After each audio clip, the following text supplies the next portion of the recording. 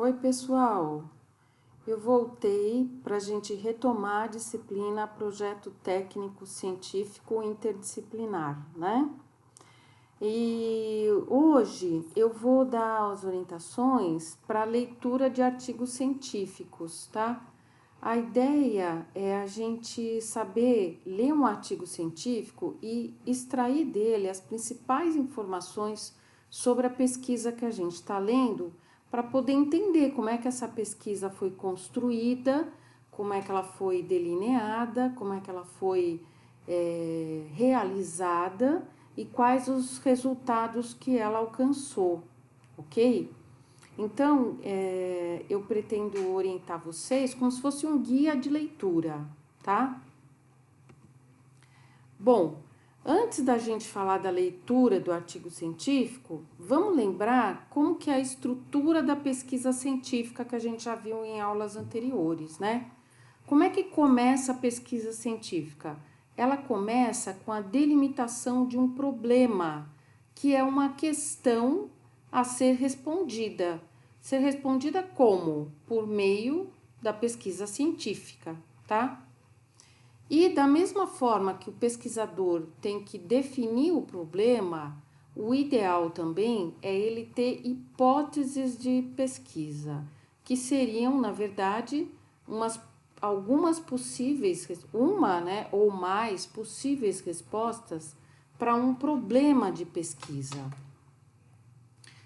Bom, depois que o problema e a hipótese estão definidas, o pesquisador tem que pensar em como que ele vai realizar esse estudo.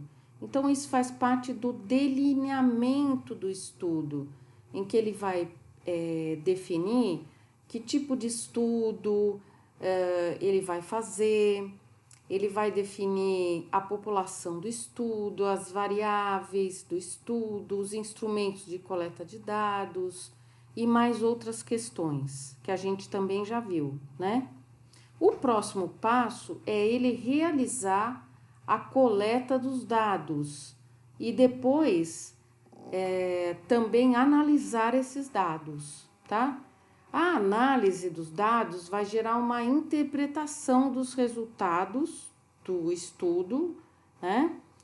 E por fim, a última etapa é a divulgação desses resultados, que, como a gente já viu, pode ser por meio de um relatório, pode ser por meio de uma apresentação em congressos ou em eventos, ou ainda por meio da publicação de um artigo científico, né? Então, quando a gente lê um artigo científico, quer dizer que aquele pesquisador já realizou todas essas fases e ele está, na verdade, divulgando os resultados da pesquisa científica que ele realizou, ok?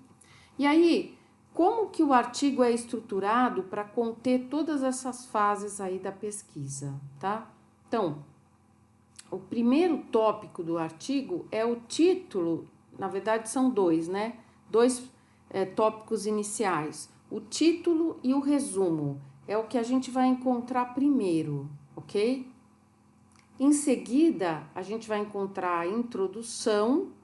Na introdução, a gente vai encontrar o quê? Principalmente a descrição do problema e da hipótese ou hipóteses, se elas existirem, tá? A terceira seção é o método. Na verdade, no método estão contidos todos aqueles procedimentos de delineamento do estudo, coleta dos dados e também de análise dos dados. Ainda seguindo, no slide eu estou vendo que está faltando um tópico que é os resultados do estudo, tá? Normalmente, isso pode ser apresentado de duas formas. Ou aparece a seção resultado sozinha e em seguida a seção discussão, que nem a gente está vendo aí no slide, tá? Ou aparece os dois tópicos em conjunto numa mesma seção, resultados e discussão, ok? Isso depende muito da revista científica, do tipo de revista científica que você publica, tá? E por fim, a gente tem a seção conclusão. Vamos ver agora o que a gente tem que encontrar, né? O que a gente vai esperar na leitura de cada um dessas seções do artigo científico, ok? No título do artigo, o ideal é que esse título já apresente a problemática do estudo, o problema do estudo. De que maneira? Ele vai apresentar as variáveis que foram analisadas, mensuradas no estudo e a população. E ainda, de alguma forma, qual foi o principal objetivo do estudo, ok? Isso é o que é preconizado hoje nas revistas científicas mais relevantes, né? Que o título já contenha isso, ok? E no resumo? O resumo nada mais é do que uma visão preliminar do estudo. Então, é muito importante que antes de ler o artigo científico, você leia o resumo primeiro, porque aí você já vai ter uma visão mais abrangente, geral, de tudo que foi, do que o estudo contém, de tudo que foi realizado e o que aquele artigo vai apresentar para você, ok? Então, nesse resumo, deve estar descrito de alguma forma, né, qual foi o problema, qual é o objetivo, o método, os principais resultados e a conclusão, ok? Dependendo da revista científica, lá existem hoje inúmeras revistas científicas na área de saúde. Dependendo da revista científica, esse resumo pode conter de 100 a 250 palavras, tá? Tem umas revistas que aceitam até 300, 350. Algumas revistas solicitam que o resumo seja estruturado. O que é resumo estruturado? É quando cada uma dessas seções aparece com um subtítulo. Então, vai aparecer lá, no resumo vai aparecer introdução, e aí tem uma leve descrição da introdução. Objetivo, método e assim por diante. Na introdução agora, vamos ver o que a gente pode esperar encontrar, né? O que a gente deve esperar encontrar na introdução de um artigo científico. Como eu falei para vocês, a introdução tem que conter o problema e a hipótese ou hipóteses, se existirem, tá? Porém, olha lá, a descrição desse problema, geralmente, ela é feita de que forma? Com a descrição de conceitos, por exemplo, se você está falando de estresse ocupacional ou de conhecimento sobre uma questão específica, né? Então, vai estar descrito esses conceitos. Também a gente pode esperar, deve esperar, né, a descrição de dados estatísticos sobre incidência, prevalência, principalmente quando se tratam de doenças, né? Quando o estudo tem a ver com alguma questão relacionada a alguma doença, então a gente vai encontrar dados sobre a incidência, a prevalência dessas doenças, taxas de mortalidade, fatores de risco, muitas vezes também sobre a severidade e o impacto de condições agudas ou crônicas, né? Então, o que seria isso? Então, o quanto que a doença ou aquela condição aguda afeta a saúde física, a saúde mental, a capacidade de sociabilidade ou a capacidade financeira da pessoa, da sociedade, da comunidade, ok? Além disso, o texto deve sugerir de alguma forma a questão do estudo. Tem algumas revistas que solicitam que o autor apresente a questão do estudo, né? Então, quando você observar lá o texto, verifique se no próprio final da introdução isso acontece, tá? Se tem lá descrita a questão do estudo. E ainda, na introdução, a gente vai encontrar os objetivos também. No final da introdução, a gente vai encontrar os objetivos do estudo. Lembrando que objetivos do estudo são as ações desenvolvidas para responder a pergunta do estudo. E geralmente isso tem que estar expresso em verbos de ação. Então, que verbos são esses? Identificar, mensurar, analisar, medir, né? Geralmente são ligados a esses perfil de verbos de ação, tá? Que envolvem ação. Bom, depois da introdução, a gente vai encontrar a seção método. Na seção método, envolve, como eu já falei, todas as decisões tomadas pelo pesquisador para conduzir a pesquisa, né? A primeira decisão que ele tem que tomar é sobre o delineamento. Então, ele vai descrever qual foi o desenho do estudo. Se foi um estudo experimental ou observacional, ok? Em pesquisas empíricas. Em pesquisas documentais, também a gente pode encontrar, né, o delineamento de revisão de literatura, tá? Em aulas posteriores, a gente vai ver mais especificamente como se diferenciam, né, esses métodos, esses tipos de estudo, esses desenhos de estudo, ok?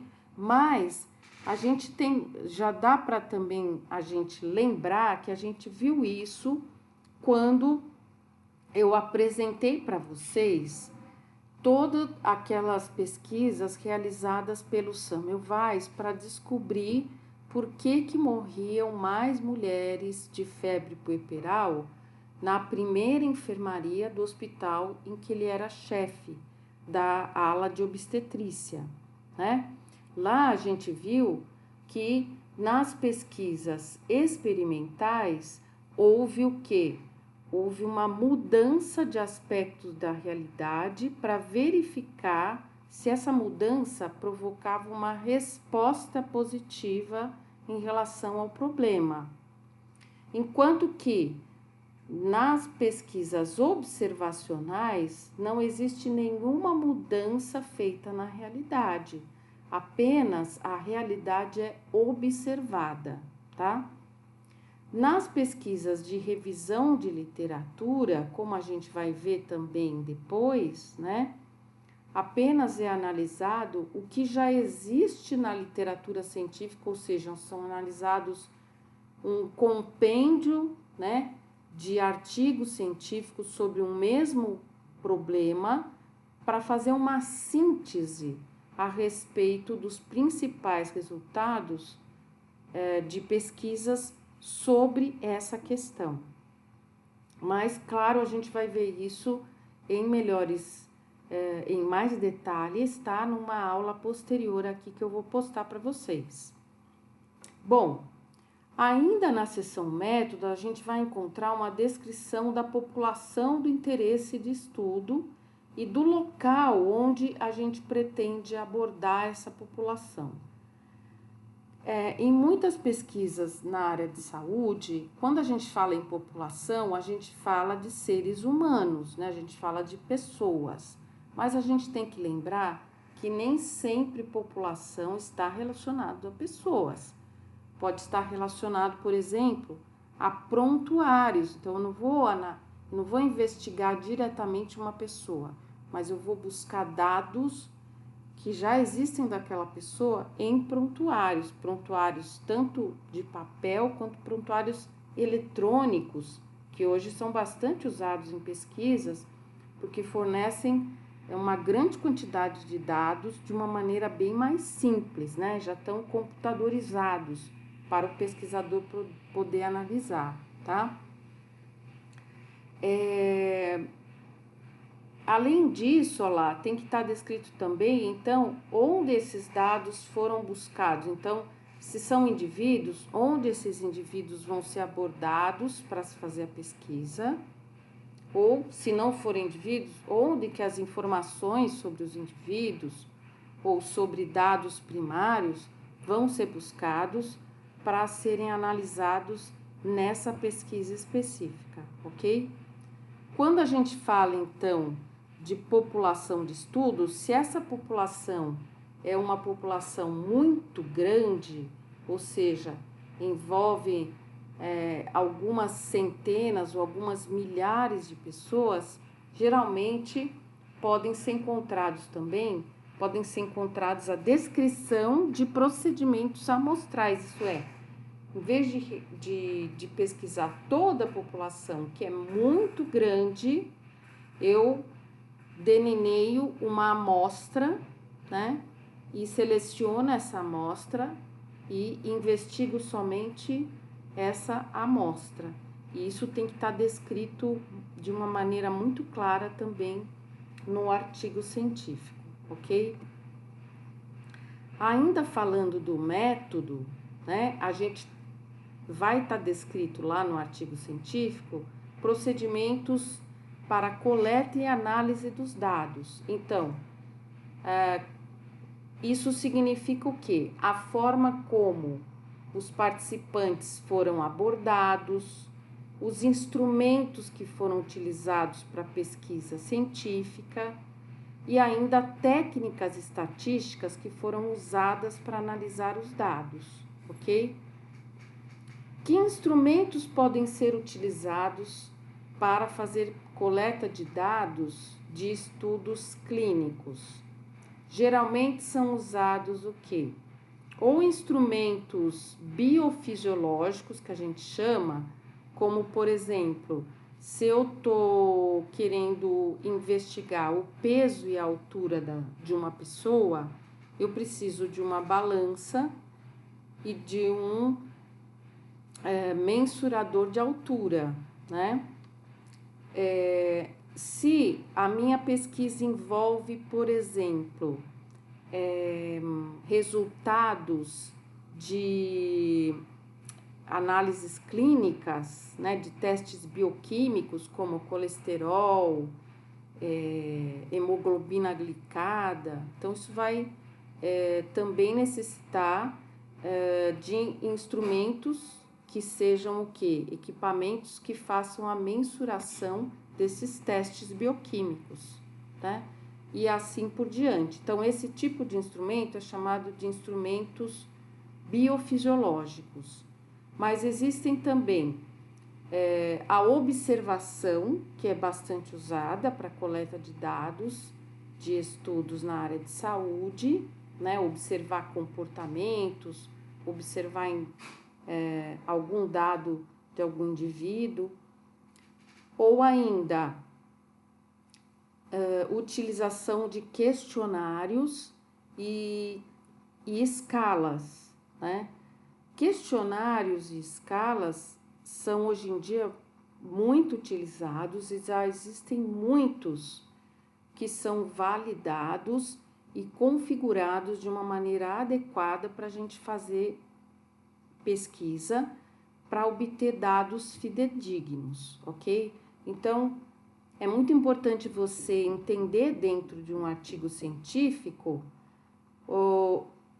que tipo de instrumento foi usado. Então, se é um questionário, que questionário é esse, né?